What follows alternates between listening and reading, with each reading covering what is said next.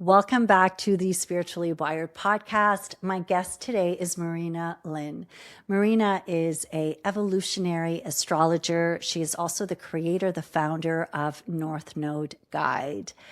I have been wanting to bring the topic of astrology to this podcast for a while now. And Marina brings a unique perspective because she focuses on the lunar nodes, your south node and your north node. South node being what you are here to heal, north node being what you are being called towards, more of your purpose. And so she really helps us to understand more what your lunar nodes are in your birth chart. I have been personally just really getting into astrology more, and I am finding it to be really very eye-opening, and it's been helping me to understand more what my path is in this lifetime. So in this conversation, we talk about the lunar nodes, but we also talk a little bit more about even the difference between evolutionary astrology and more mainstream astrology, and also the different houses that you have. It's a very complicated topic, and yet we do a pretty good job of simplifying it in a way that can really support you on your path right now. I really hope you enjoy this conversation.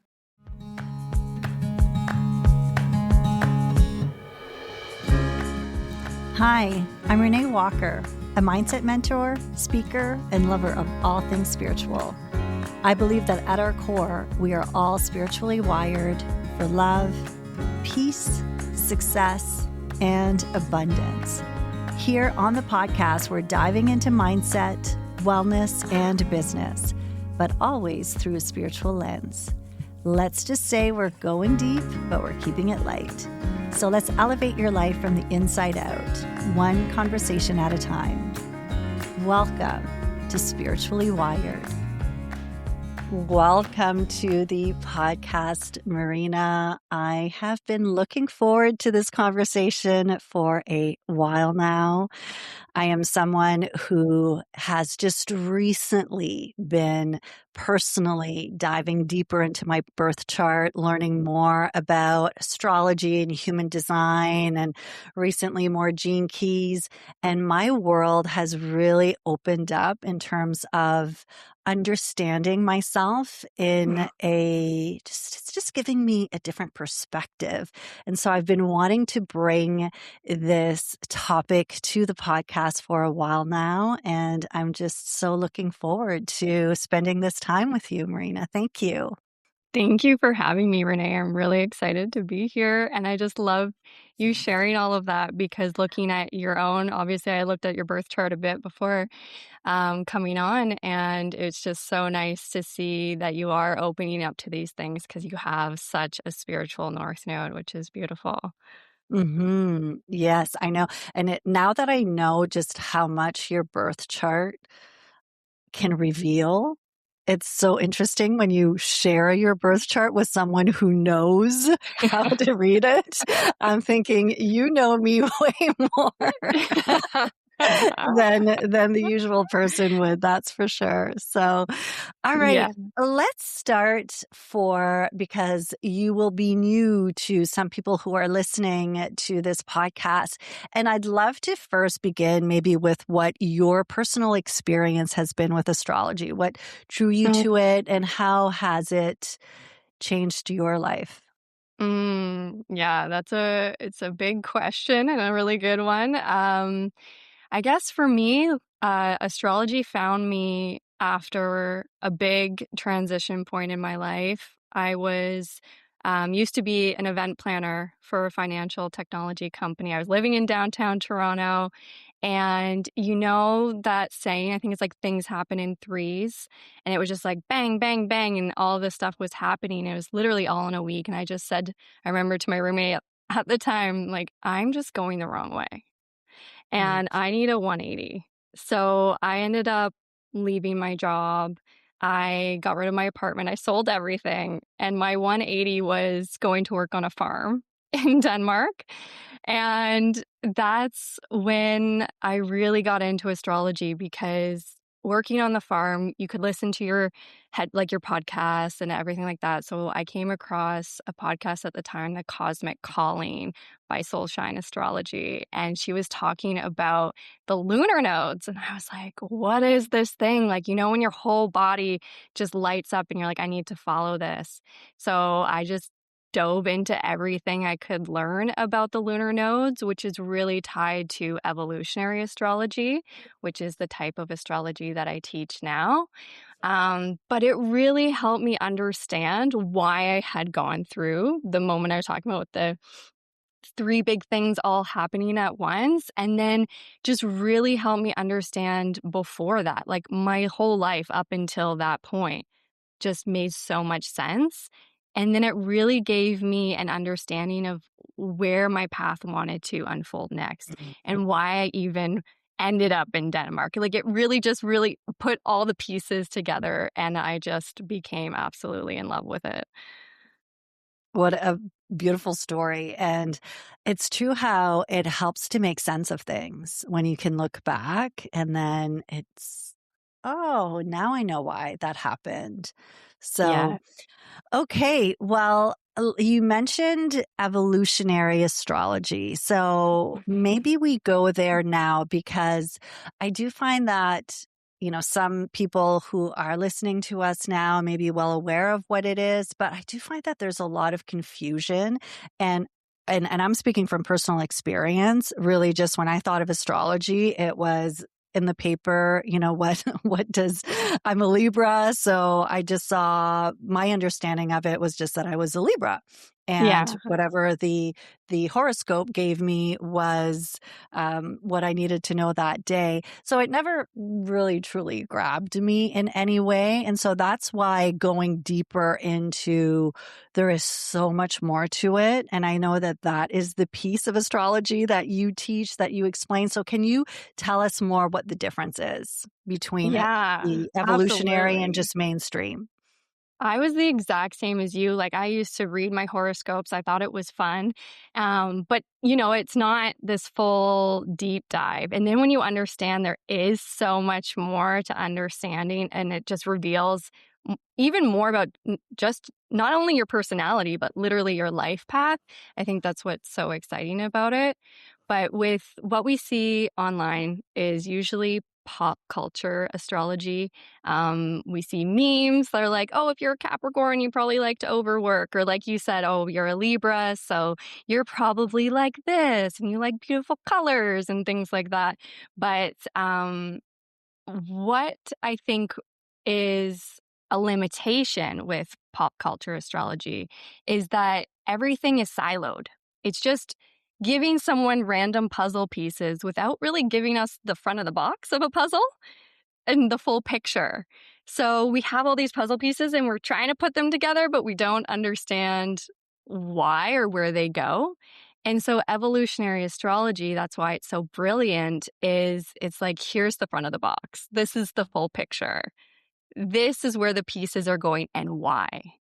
And that's why I love it so much because it's not just now these random siloed pieces. There's this full story. There's a narrative, and you're the character, and there's a toolbox and all the things you need on your life path. And that's, I think, what's so neat about it is it really creates the story of you. Well, and it makes sense because when we're speaking of our birth chart, I mean, you need not only the date of birth, but also the time of birth and the location of birth. And that all plays a role in being able to determine your birth chart. While as when we're reading in the paper, our horoscope, it's based on, and I remember I'd always think, so every Libra on the planet, like we're all the same, and yet other people who are the same sign as you, and it just doesn't quite make sense. And then as you dive deeper, it's, well, of course it doesn't make sense because we don't have the same birth chart.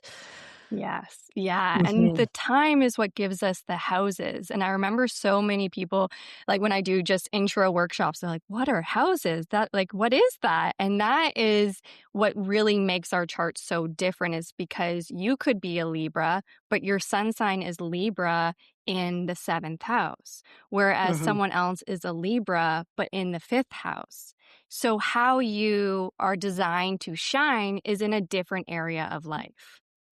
And so that's one huge thing that's different. And also in predictive astrology, which is that's how they create those horoscopes. It's very generic. It's like, let's kind of put everyone in equal size of the pie, so Mhm. everyone gets an equal size. And it's just kind of a general overview to say, hey, it's gonna, if we think of it as a forecast, hey, it's gonna rain in July energetically. This is what we're all gonna be experiencing and what you can expect for your sign. You might resonate with a bit of it, but you're not gonna Mhm. get a full, actual, personalized understanding from that horoscope as you would with an a one-to-one reading, looking at your using evolutionary astrology, for example. So what are the pieces? Because so you just mentioned the houses, and Mhm. one thing that I know I've learned is just how much information a birth chart holds. Like it's a lot of information. Uh, Mhm. what are like the most, if you were to simplify it for someone who's listening, what are the important pieces of the birth chart that you find can really support us in where we are today, and maybe what our purpose is, what we're here to Mhm. heal? Yeah. Yeah, all great questions. So again, commonly in pop culture astrology, we focus on the big 3, right? It'll be like, what's your sun sign, your moon sign, and your rising sign? But I really love to look at the lunar nodes. I think they are the most important point in your entire chart because it creates the thread. That's your story.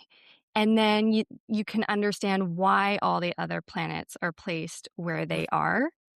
So to understand your purpose, like you were asking, we look at the lunar nodes because it's going to show us where you have been, what you have mastered.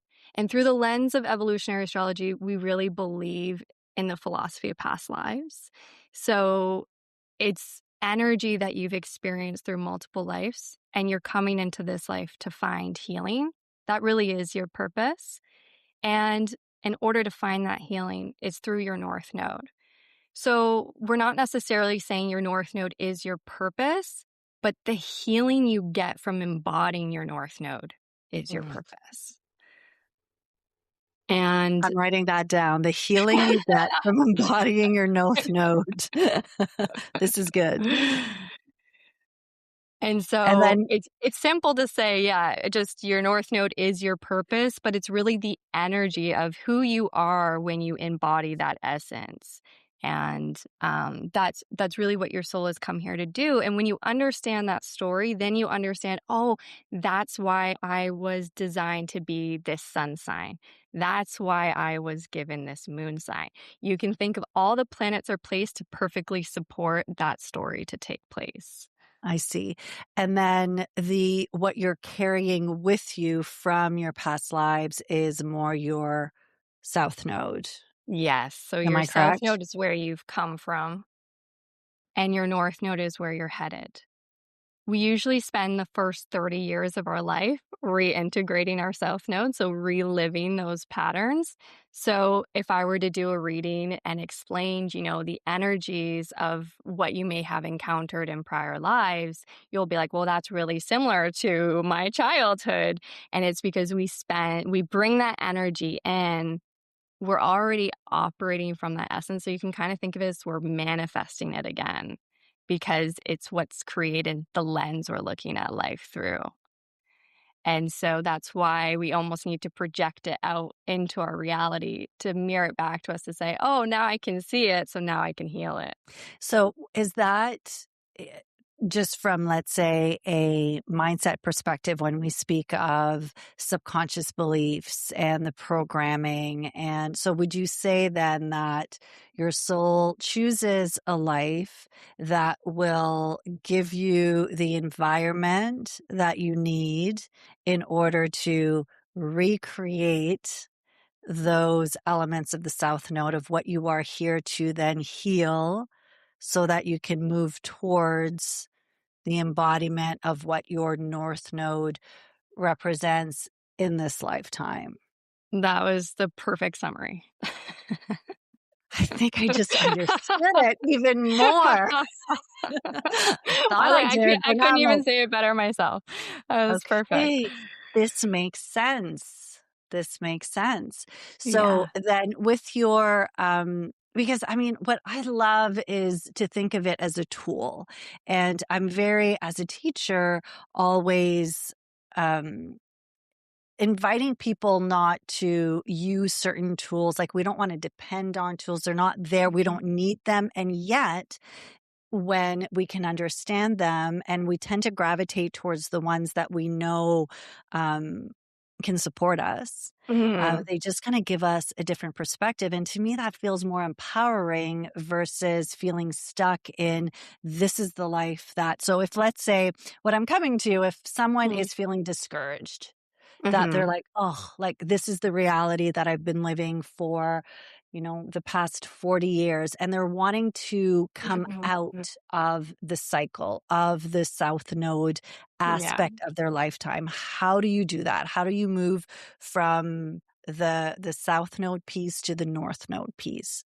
Yes, that's such a great question. And I feel like that's really what it was for me. It was like, why do I keep attracting these patterns in my life? Like, I'm Right? looking at all my friends, they're living their lives, and I'm like, why am I always the one going through chaos? And it just helps you, it brings you out of that victim stance and be like, oh, this is why. This is why I'm creating these patterns. And it's actually the operating system I came into this life carrying. And so now how do I upgrade that operating system? Well, I look to the North Node. Okay, so my North Node is in this sign. So what does that sign mean? What is the essence of that sign? Because those are the characteristics I'm going to want to learn to bring into, like, embody in myself. So I'm looking for other. So my North Node's in Sagittarius, and I've naturally ended up surrounding myself with quite a few Sagittariuses in my life. And I'm always looking to them, being like, how do they react to this? How do they write this email? Like, how are they just showing up in their daily life? And that's one piece. And then we talk about the houses. Where am I doing this work in this life? Where am I being asked to embody this energy in this life? And mine's in my second house of resources, of self-worth, my own earned income, sharing my skills and my talents. So I'm being asked to move from the student, which is my South Node in Gemini, to the teacher, which is the Sagittarius North Node, around what I value, which is that second house. So Interesting. it really helps you, but it's not just, it's obviously really helps us with our job and career, especially if it's in one of those career houses, the money house, the career house, or a daily work life, but it's every area of your life. It's asking you to embody the energy of your North Node in everything you do. And I got a really great question from someone the other day that this is reminding me of it. She said, Marina, I'm feeling so pulled to just keep living in the comfort of my South Node. I just want to have a homestead with my family. And I was like, you don't have to throw that desire away, but how you show up to that desire is what life's asking you. Are you going to show up as the peacekeeper, your Libra South Node? Or are you going to show up as the initiator, the pioneer for your family when it comes to that homestead, her North Node in Aries? And that's really what the difference is. It's how you're showing up to each of these things in your life. That makes sense, because then you're not.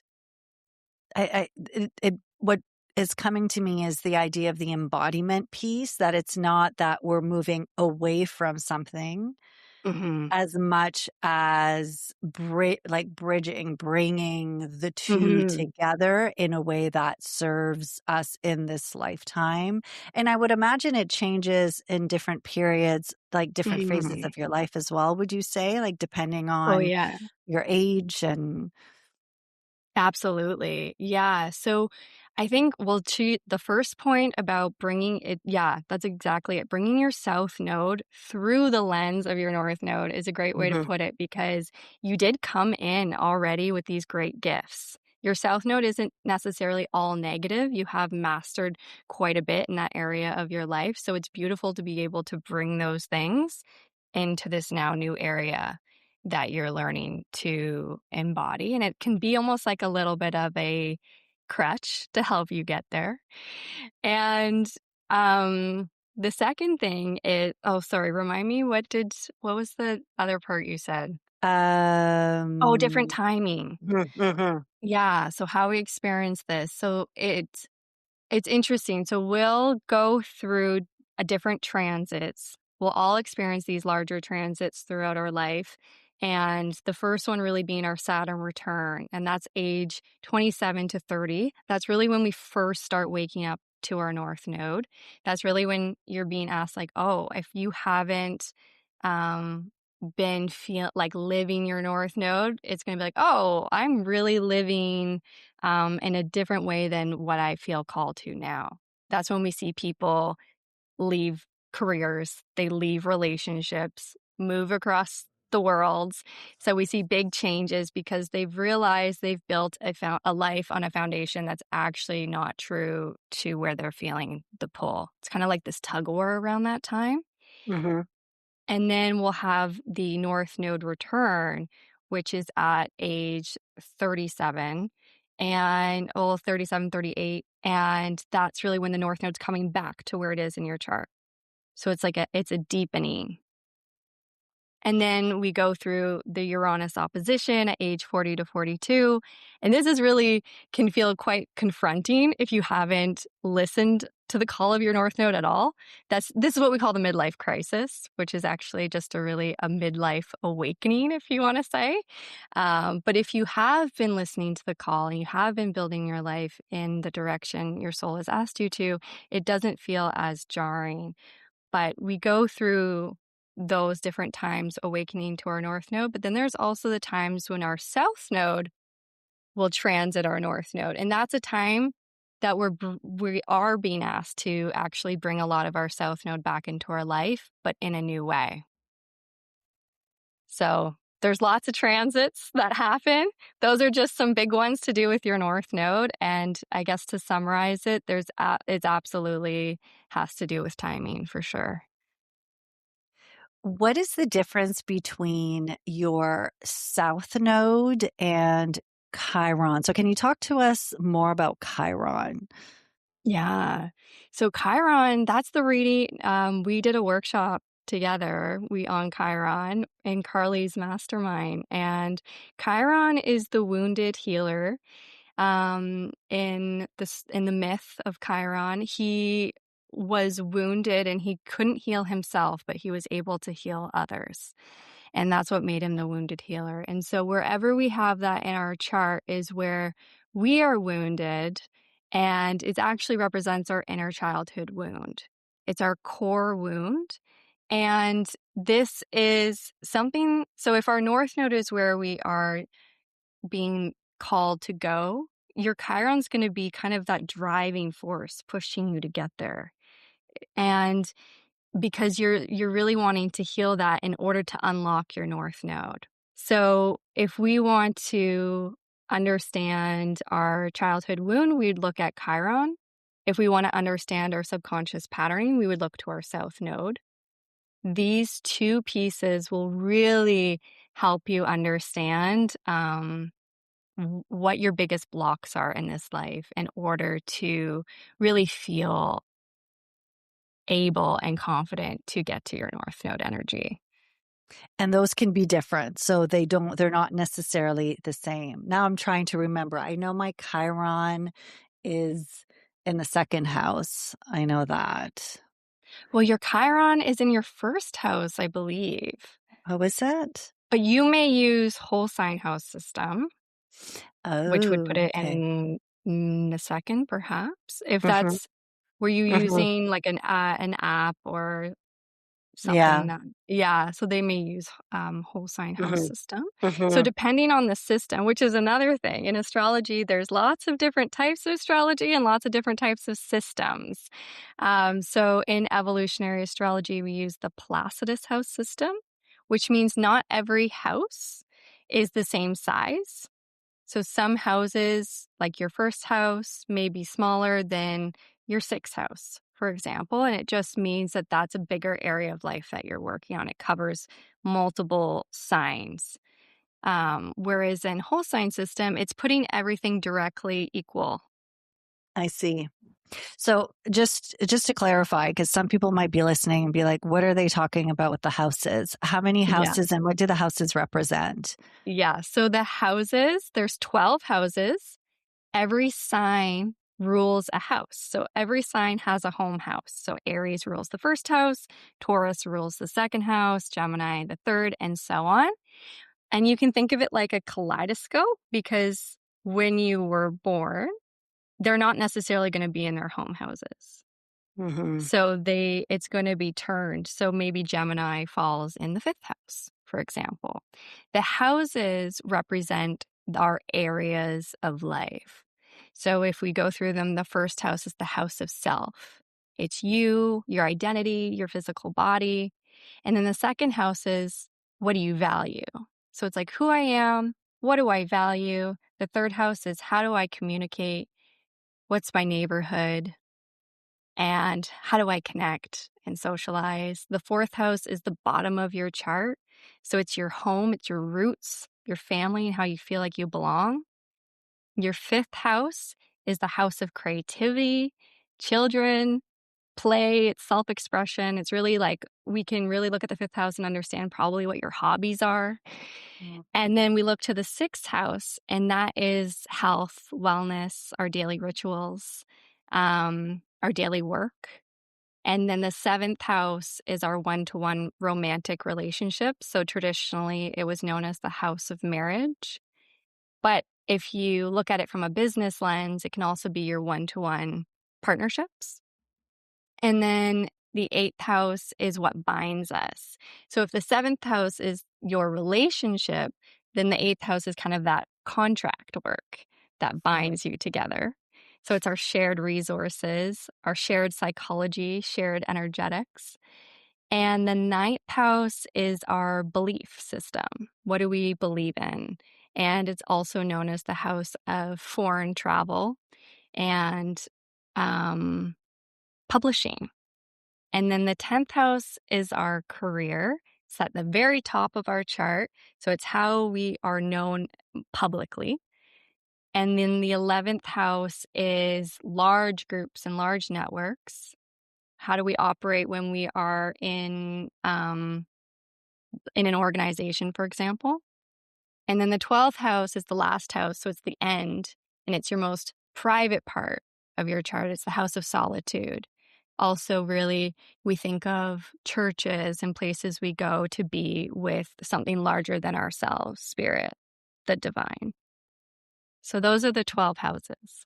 So we are connected to all of the houses, We are of connected to course, all but the then houses. through different, um, but we're here to learn about them in different ways or to experience them in different ways. How does that work? Yes. So we based on your chart, we have all these houses. Everyone has them, but you don't have necessarily planets in all of those houses. So the houses that you don't have planets in are probably not where you're doing the work. You can think of it in this life. But where you have a lot of planets is where you have a lot of energy and where life is really asking to focus on in this life. So you can think of it as you think of your friend and you're like, why do they always have relationship issues? For example, like, why are they Yeah. always the one going through that? Whereas, like, maybe you're the one that's always struggling with finding the right career. And we can look at the charts and we see why based on the houses. Because and I mean, that example is really to do with this, a lot of the South Node, but that just gives you a story of kind of our houses give us the themes of what we're working on and where Yeah, we have energy. that's the part that I find to be so helpful because we can often just judge ourselves for why does that keep showing up? Why is that happening? Why do I struggle? As you were saying earlier, when seemingly other people seem to have that area, for some people it's money, other people maybe it is relationships or it is self-worth and so it's so fascinating. I found it anyways to really zoom out and to look at it from that lens because so many pieces can come together and it's just makes sense. It's kind of like that puzzle of life. And then it helps you to Mhm. make sense of why those areas are maybe more challenging to you than the person, because that's not what they're here in this lifetime to heal. They're healing something Yes. else. Yes, exactly. And I think it just yeah, it allows us to have so much more self-compassion. You're like, "Oh, Mhm. I am supposed to be kind of struggling with this, and there's a purpose why." Yes. There's a greater purpose to it, and it's not just because. Yeah, it's a greater purpose versus it's me, like it's my fault. Or, I mean, Yes. there's ownership in the healing process for sure. Yeah, But I find it takes away that blame, maybe that so many people absolutely. can get stuck in. So if Yeah. we shift into the North Node, which is, usually where it's fun to speak of North Node, to speak of purpose and also the manifesting piece to it. Like, how does Mhm. manifesting tie into all of this, which I think is so fascinating? Yeah. So I love using the lunar nodes when it comes to manifest to help understand how we manifest because when you think of the lunar nodes, you think of two magnets, really. And that's actually what they are. So they're 2 points. It's where the sun's orbit path, so the ecliptic, meets the moon's orbit path. And it creates these two portals, these two energetic portals. And I like to think of them as magnets. So you think of them as one is negative, that's your south node, and one is positive, and that's your north node. And so when we think of it this way, we're like, okay, it's the law of polarity. The What you want is in the opposite of what you know. And so it's like, okay, well, if I know that my south node is the energy I've come into this life carrying, it's created the lens I'm looking at life through. It's created the emotional undertone that I've come into this life carrying. Well, I'm going to naturally attract things at this baseline. So that you can think of your south node as your manifestation baseline. And so when you want to manifest something that's greater than that baseline, well, we have to reach for that energy of your north node. And Mm. it's never actually about calling in the thing. And I'm sure so many people in your community know this as well. It's actually just, well, the more that I can reach for the positive side of the magnet, the north node, manifesting what I want is just the byproduct of that. So it's really just like, okay, if I can do these simple everyday things to really start to be, for example, my north node in Sagittarius, the more I can be like that, the more life is supporting me. It's like, okay, she's doing it. She's doing what her soul signed up to do. Like, let's give her these things. And because my frequency is changing more to that. So I'm going to naturally be attracting. And the things I'm naturally attracting are going to be authentic to my life path. This is making a lot of sense. So your manifestation, I love how you said like the manifestation is the byproduct of you essentially embodying more the energy of your north node. So when you're Correct. stepping into your north node, so when you can understand what your north node is and you Mm, step into more living in that energy, so and you focus more on that versus on what you want to attract, mhm. you will automatically, like, it's going to come to you, you're going to manifest as a byproduct. I love that. Yes. It kinda Yeah. reminds me of the identity piece right? Like Yeah. that's the way you're speaking of it. And yet what this gives us is more clarity as to what that identity is for us in this life. And then I loved how you said like your south node is your baseline, which is reminding me like I'm a big fan of The Big Leap by Gay Mm. Hendricks when he talks about the upper limit. So it's kind of being that upper limit of what we Yes. keep, we think of it as subconscious, like our subconscious beliefs. But I think, again, this is another way to look at it, is that your south node is actually that upper limit. It can give you insight again as to what those beliefs are. Yes, Mm. exactly. And they can be so subtle too. And that's the thing is it's like you're just really not aware that it's like, oh yeah, I am still doing those little tendencies in this area of my life. And when you can catch those, it's really great because then as soon as you see your chart, you're like, okay, I have this awareness now. I know Mhm. it's there. And then every day you can see how it's showing up in little pieces of your life and then really start to okay, how can I shift the way I'm interacting with this person? How can I shift the way I'm interacting with my morning routine? So I never have to actually focus on, yeah, what's that thing I really want to manifest? All I'm thinking about is how can I be more of this? How can I bring more of this energy into my life? And the more that I do, it's naturally going to be that magnet that we were talking about for all of those things that are authentic for me to have in this life. Okay. So I know that I gave you my okay that we can use my my my birth chart as an example, just to help. So this is how it actually, in real life, how it would work. So if we just kind of use my birth chart as an example of what that process would be like, moving through the healing of the south node versus towards the north node, what does my birth chart tell us? Yeah. So this is really great because I always love grounding it down into an example. And so your south node is in Taurus in the second house, which is interesting too. I love this because you've been where I'm going, if that makes sense. Because I was talking about how my north node's in the second house, but that's where your south node is. So we both have life paths on the same axis, but we're going the opposite way. Okay, And that's so fascinating to me. yeah, because I've been in that spiritual world many times before. Now I'm trying to ground. And now you've come from the grounding and you're awakening to the spiritual worlds. And so for you, with a Taurus South node, you're moving from what I call like the materialist in the sense of the 3D, understanding the five senses, your body, and you're moving to the spiritualist in this life. So that's the life path. You're moving from the 3D to the 5D.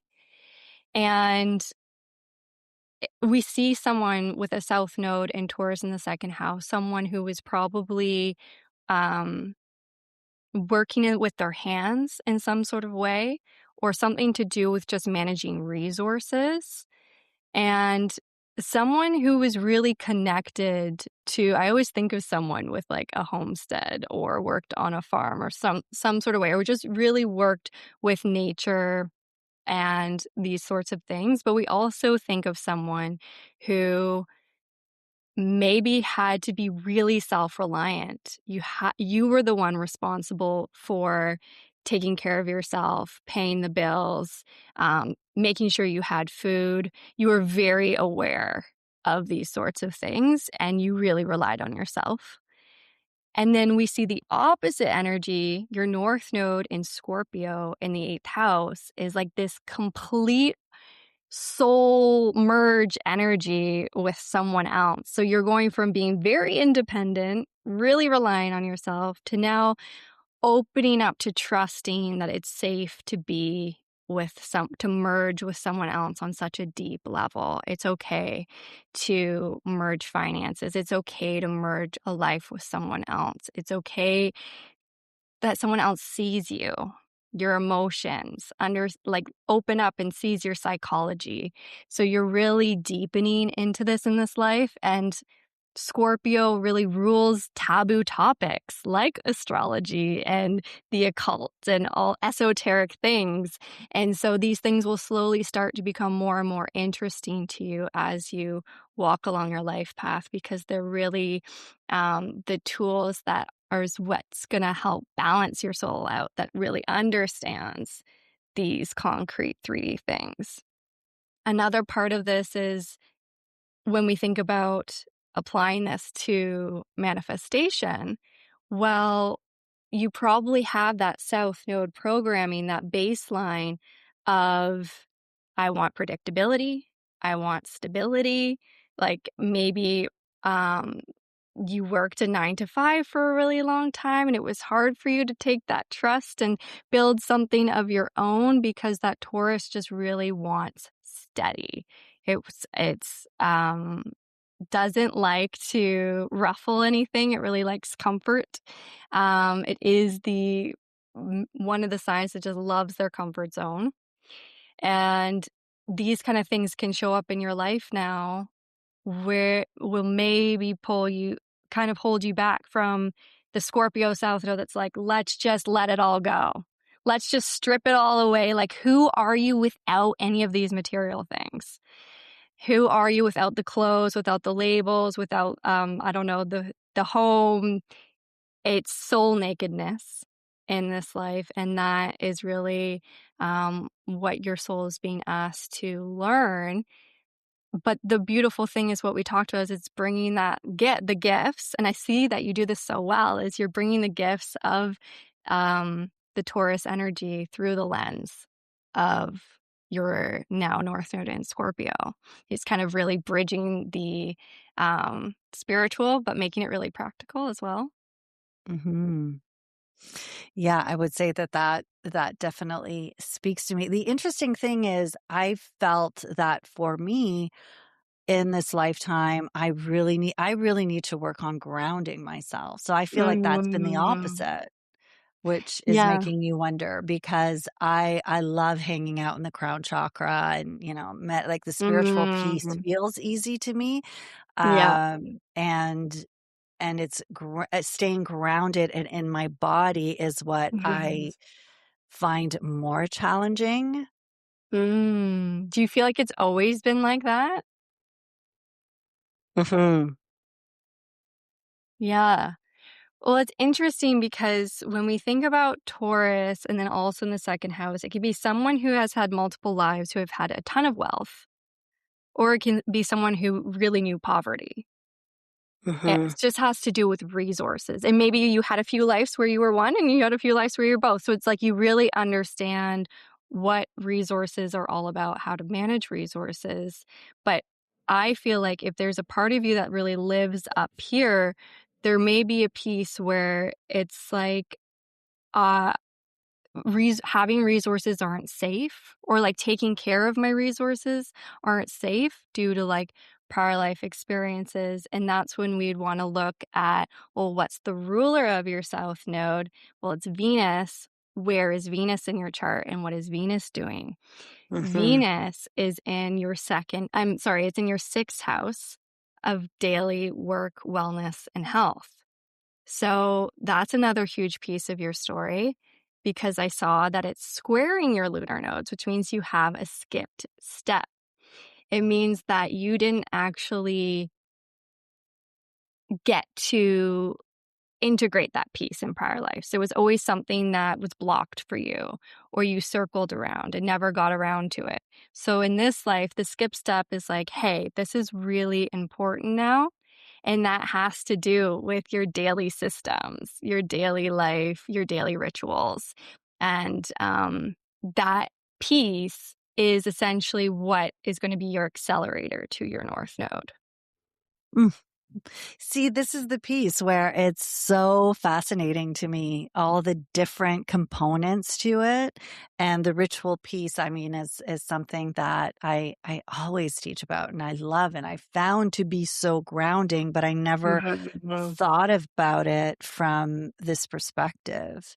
And the taboo piece has been calling me more too, in always something that I've been interested in, yet now I feel more called to share it in the world, to be more Mhm. vocal about it, to express Yeah. more about it versus more just my own experience with it. So Mhm. that's been interesting.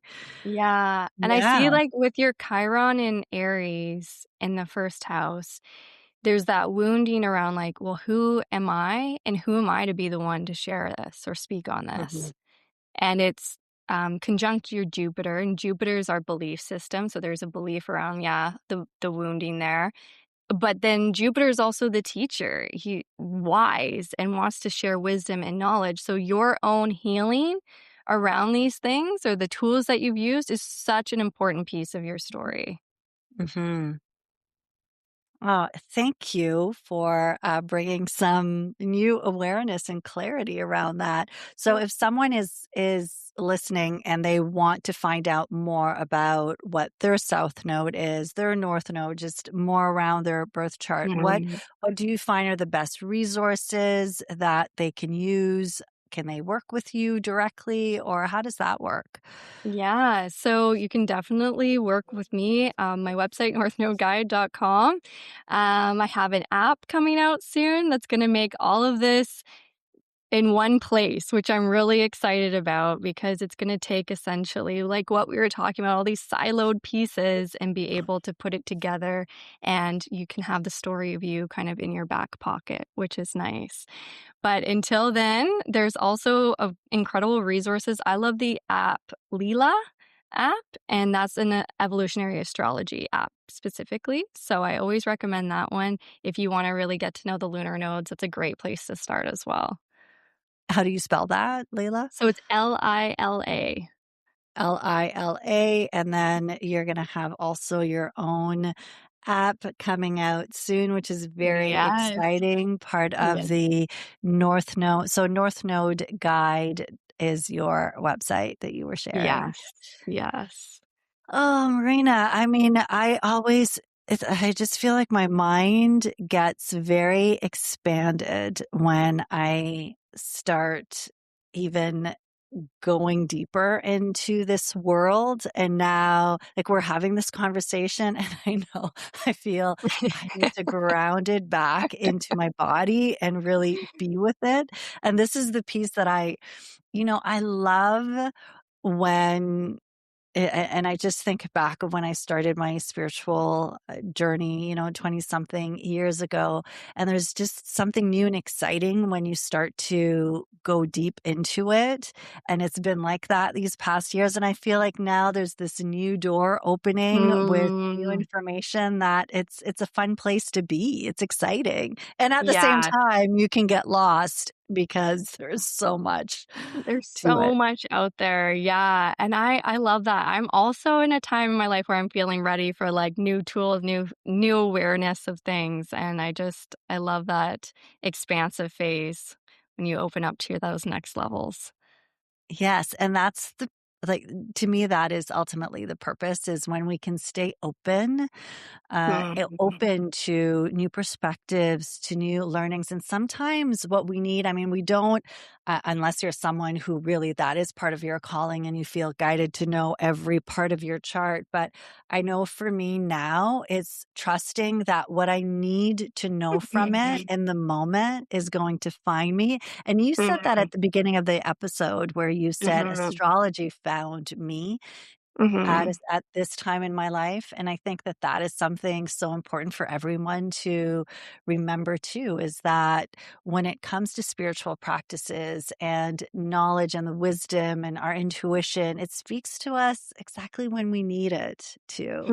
We don't need Mhm. to understand it all. We just need to trust that it comes when, like, in the perfect amount, exactly where it needs to. So if you're listening to this episode, and you've made it this far, obviously there is something about this topic that is lighting up something in you. It is meant to be explored in whatever way is for you, but how fun that we get to do this. Yeah, thank you so much for having me. This has been really nice. I hope everyone got some good nuggets from that. And yeah, if anyone ever has any Absolutely. questions, feel free to reach out. For sure. We're going to link to all of your information in the show notes. And I just want to thank you again for taking the time to be here with us. And to everyone who is listening, thank you as well for being here. And as always, a reminder that you are spiritually wired always for love, for expansion, for healing, and for your North Node. We'll see you next week. Thank you for listening to Spiritually Wired. If you enjoyed this episode, be sure to follow and leave a review. It really makes a big difference for the podcast. And if you're ready to dive deeper and join a soul-led community, come be a part of the Spiritually Wired membership. With weekly live lessons and a rich library of recorded classes, it's designed to support you every step of the way on your spiritual journey. We currently have a special offer where you can receive your first month for half the price. You can find a link in the show notes or come check it out at reneewalkerwellness.com. Until next time, remember to take some deep breaths. Remember that you are spiritually wired.